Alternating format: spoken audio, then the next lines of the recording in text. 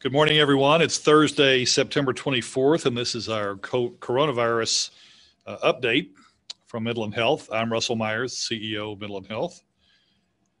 Starting with some numbers statewide, total case count now is approaching 720,000, over 15,000 deaths in the state to date.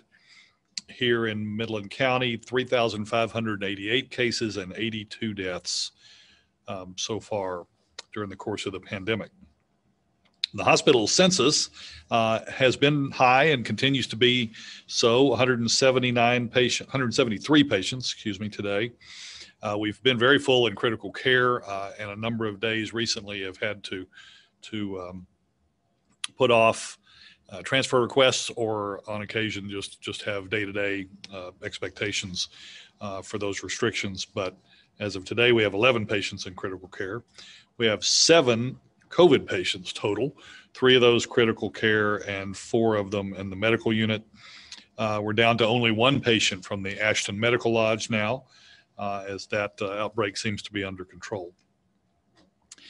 Among our employees, we have only 4 that are known to be COVID positive and are being quarantined. We have 4 other employees who are in quarantine for other purposes, and a total of 13 who have had some level of exposure and are self-monitoring but not in quarantine. In testing news, the test volumes have gone up. Have been trending up the last few days, about 70 a day here lately. The positive percentages are also going up. Last week's, after 2 weeks ago being down as low as 8%, they were back in the mid-9s. So far this week, we're over 11% of those being tested who are positive. That's potentially significant. We know this is a time of the year when we were expecting to see at least a small uptick, as the Labor Day exposures have now had 10 days or so to incubate.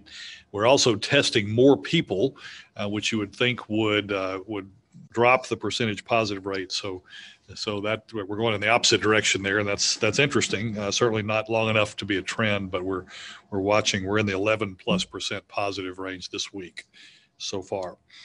We've gotten positive results from a few places where there are congregations. The Rock House facility is one. The jail is another. There are a few positive tests in the jail, and we've been talking to jail leadership about how best to manage those issues and keeping an eye on that. So far, no hospitalizations from either of those settings. The last thing on testing is school-age kids. So far in our testing sites, only 3, all of them in the 14 to 17 years of age grouping. Only 3 positives so far since school return has been underway. I'd like to remind you that flu shots are available now in the community. We have published some information, and is that available on our website now? Where there are multiple locations around, we put a few of them up on our website. We're vaccinating our employees this week, and we'll get most of the workforce done. The vaccines have been available to patients who are inpatients. We have protocols for the delivery of the flu vaccine to inpatients, and we're carrying those out now. There are multiple different versions of the flu shot. The one I got, because I'm over 50 years of age, this year happens to be the one that is egg-free, and I don't remember an egg-free vaccine in the past. So anybody who's had challenges with egg allergies or reactions, there is now a flu shot available for you that will avoid those concerns. So we still encourage people to get a flu shot this year. That question has come up a lot. It is possible, as we understand it, and there apparently have been a few cases in other places where both COVID and flu have been positive and coexisting in the same patient.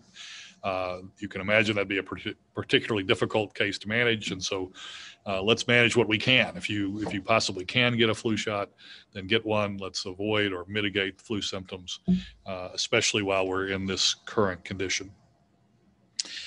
We've got a couple of things that are coming up next week that I think are important. The state's order emergency order that the Department of State Health Services issued restricting visitation in hospitals is expiring next week.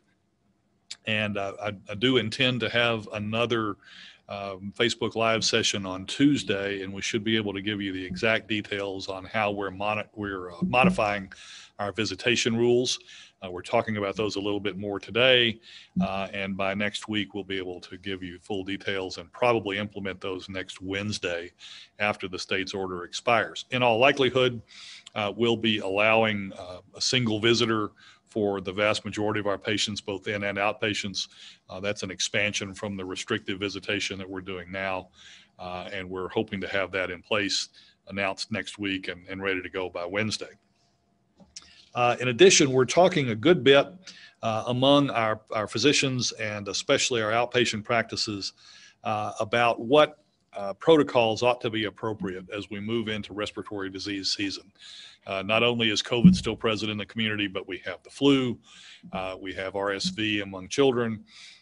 There are challenges in distinguishing among those disease processes, and we have some ideas about how best to test and evaluate patients to give our doctors guidance on treatment regimens that might be appropriate depending on lab results, and also to keep patients safe as they come into our physicians' offices, as they wait for appointments, as they're seen in exam rooms. Lots of really good ideas in the works.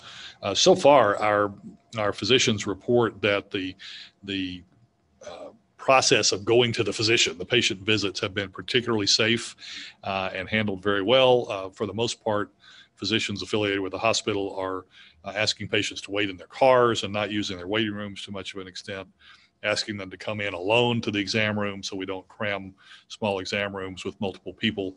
We expect we'll continue some of those ideas and expand on them as respiratory disease season comes along. So more on that next week as those ideas are more fully developed. And we'll be offering that guidance not only to the people in the community, but to all of our physicians who would be interested in what the hospital affiliated practices are doing.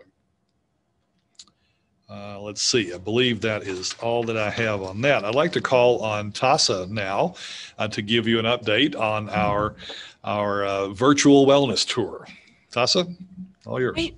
Thank you, Russell. Good morning, everyone. We are very excited that we're able to kick off our 6th annual wellness tour on this past Tuesday of this week.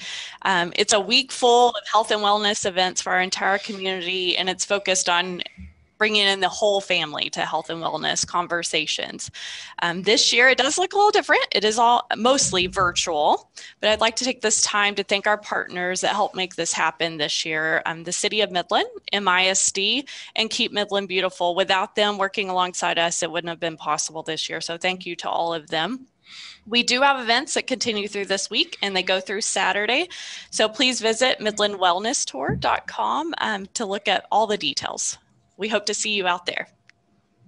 Thank you, Tasa, very much. That's a great event we hold every year. We've been fortunate over the last several years to have been able to partner with the city and the schools and others in the community. And we're doing it less in person this year, as we are doing most things, but still has lots to offer to everybody in the community as you strive to make your life healthier.